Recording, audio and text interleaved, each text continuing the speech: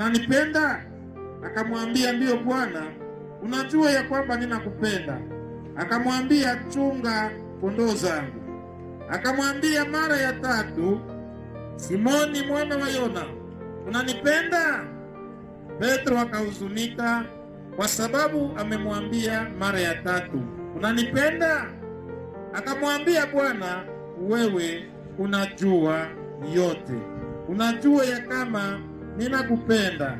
Yesu akamwambia, kulisha mwana kondoo zangu. Kweli kweli nakuambia, wakati ulipokuwa kijana ulifunga kiuno chako mwenyewe na kutembea pahali unapotaka, lakini wakati utakapokuwa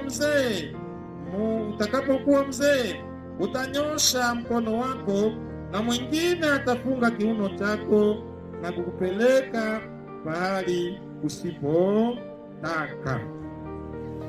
Kazi mmechagua ni ya mzuri na Mungu awabariki, lakini ni kazi ya mateso, ni kazi ya upendo wa ajabu.